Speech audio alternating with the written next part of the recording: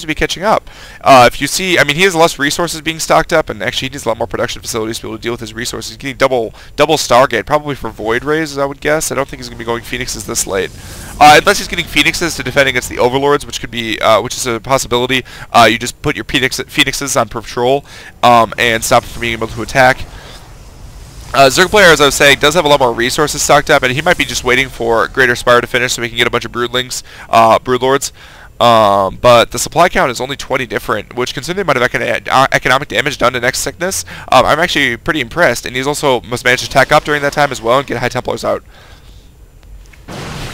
And able to take out those forces, and he's going to probably take out the rocks and the gold. Remains to be seen if he's actually going to be able to secure the gold. And actually, as you see, the Twilight Council was taken out. He's going to have to rebuild it.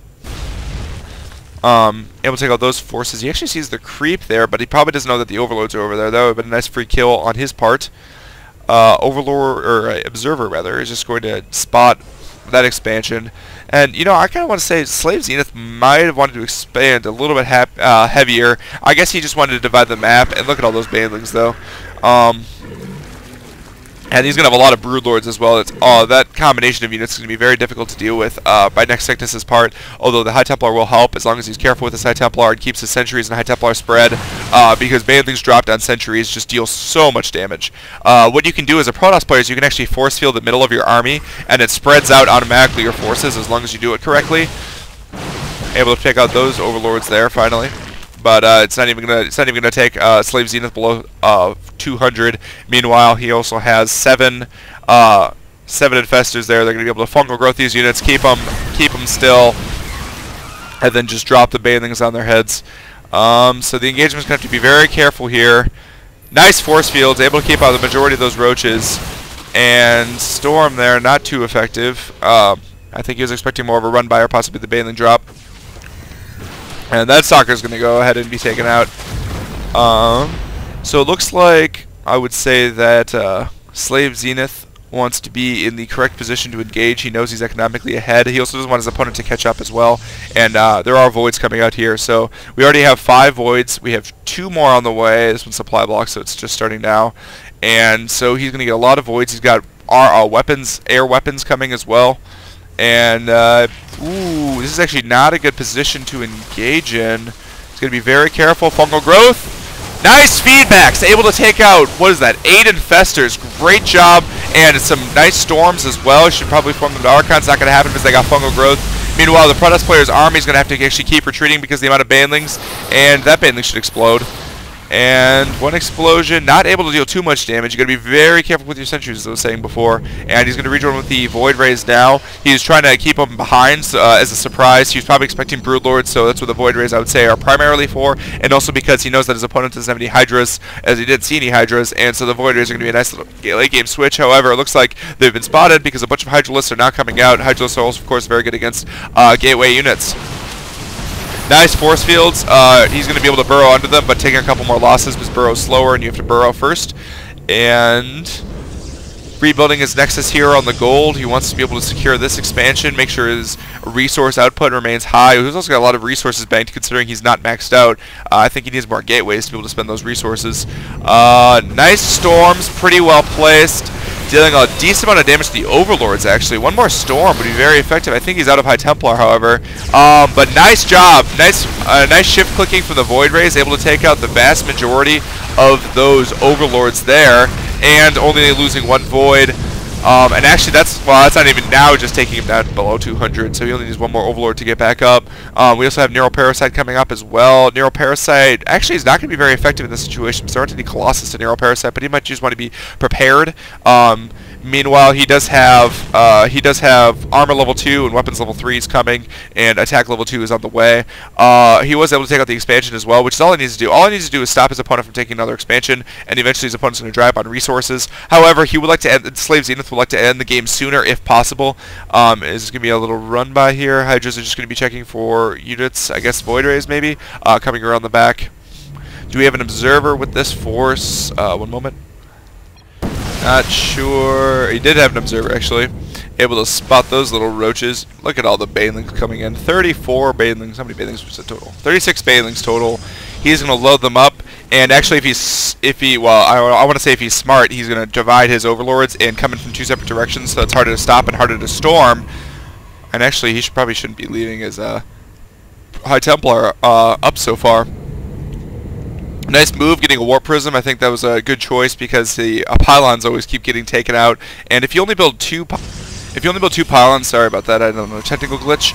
If you only build 2 pylons, it's, you know, it's already the price of a Warp Prism, so getting a Warp Prism makes a lot of sense in those situations. Now, this is going to be a little bit of an odd engagement. I think actually, wow, NexSickness' army looks pretty small. If he gets a good fungal growth off, this army is going to be taken out pretty quickly. And look at that drop. Look at that drop. Goodbye, sentries. I think they were all just taken out, actually. And this has been too decisive of an engagement. I was going to say, Xenex's army was just way too small to engage there. I don't know why he was moving up to engage. Not that he could necessarily have avoided engagement in those situations. Wow, able to take out all the Hydras, though. So even though he lost the engagement, the cannons in the back were able to stop the roaches from engaging, and the Void Rays were able to get free kills on all of those because the Storms were able to take out all the Hydralisks because Hydralisks have such little health that they get taken out so easily by Storms. And now these Void Rays are going to be entirely uncontested, and we don't even see Hydralisks on the way. Wow. So he's not even building Hydralisks, he's just building Corruptors to deal with all these Void Rays. He's going to snipe the Infestation Pit, now he's going to kill a bunch of drones, and he's going to definitely get this hatchery as well. Do we have, where are the Corruptors? Alright, the Corruptors are now just finishing, but these are going to be fully charged Voids, which deal a lot of damage to armored targets. So I'm not sure that this is the wisest, wow, look at that, see? Look at them just melt away the Corruptors. I'm not sure why I decided to get Corruptors instead of Hydralisks, but now they're not charged up anymore, so it's going to be a little bit easier to engage, and actually the Voids are going to have to back off. But that still ended up being a terrific engagement. He wants to drop those. Storm, storm, storm. Where are the storms? There you go. But the Corruptors wisely moving directly on top of the Void Rays are going to be able to avoid the worst of the storms. You can probably storm a couple more times actually right now. I guess it's not going to happen though. And Corruptors are in fact going to win the day. Are they? Yeah, they're going to win. They're going to win. But Storm almost able to get a kill there, 8 hit points, and he's going to build a Archon there because he's worried about his High Templar killing himself with the Storms. And wow, so actually they both depleted the entirety of each other's armies, and now we're back to square one essentially. But we have a fleet beacon coming. Oh, and a 3rd Stargate. Is that only the 3rd? Only the 3rd Stargate? Yes, only the 3rd Stargate. So we're going to see a lot of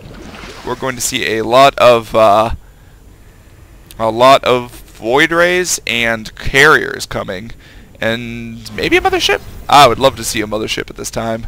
That would be absolutely terrific. I'm not sure quite why he's going carriers, since he saw his opponent didn't go Hydras, he went Corruptors, and Corruptors are the counter to carriers, and Corruptors in high enough numbers. But of course, Void Rays are good against Corruptors.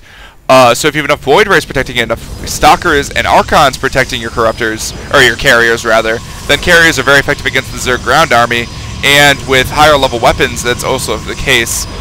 Maybe he's just getting more Void Rays and he got the Fleet Beacon just so he could get air weapons the higher level, or possibly a mothership as well. Remains to be seen. We do see the next air weapons, so it's possible. And a mothership. Okay, so he's not going carriers. He's in fact getting a mothership. That's awesome. I love motherships. Where is it being built? Where is it being built? Right here. Here's a mothership. Alright. So this is kind of a funny engagement. Probably wants to kill these Zerglings, or he's just going to let his High Templars die. Poor guys. And goodbye, High Templar. That was 150 gas he probably didn't need to spend. At the same time, he's having to manage a lot right now, and he is getting carriers as well. Okay, so he's getting carriers and mothership, and the higher level weapons upgrades, which each weapons upgrade is incredibly important for carriers because each of the carriers sends out 8 interceptors, and each of the 8 interceptors have 2 weapons. Each of the interceptors fire 2 shots when they fire, and we're doing a Zergling drop in the main, I think, right here. And so each upgrade actually increases their damage per second by 16, each weapons upgrade, which is like by far the biggest increase there is at that level. And where are the overloads going? Where are they going? Okay, Roach is trying to move it over there, trying to snipe a Archon, or trying to snipe a High Templar, but a lot of cannons are defending this base. Banding's dealing a decent amount of damage. I don't think they really got that many probes. They might have gotten a couple, but I don't think they had that many probes to begin with. Meanwhile, the Zerglings did end up getting dropped over here, and seem to be doing a fair amount of damage. Not too bad actually, as the Zealots were able to be warped in, and SlaveZenith was just able to pick up right away.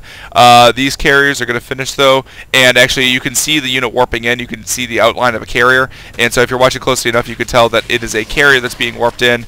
And he's also going to spot the fleet beacon, and he's going to see the mothership warping in as well, because the Nexus does that cool little wah thing, and he's going to see it spawn right now. Ba-ba-bum. Da-da-da-da. Mothership is done.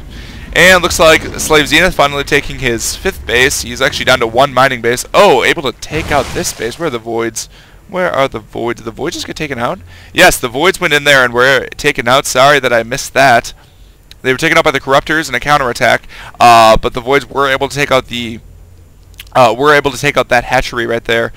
And I won't go back for it. Maybe I'll go back for it at the end to come back. This is 33.5 minutes, so 33 minutes. A nice fungal growth there, able to take out that observer that was spying the gold base there. Oh, I wasn't able to take out the voids.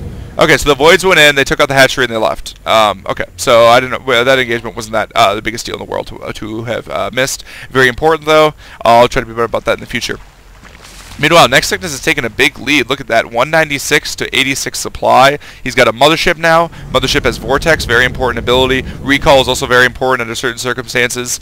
And especially Vortex is really good with the High Templars, and actually SlaveZenith realizes that he's ended up losing that game and able to and just GG's out of it. And it's the Korean GG, by the way, if you didn't know that. It's the Korean initials for a good game.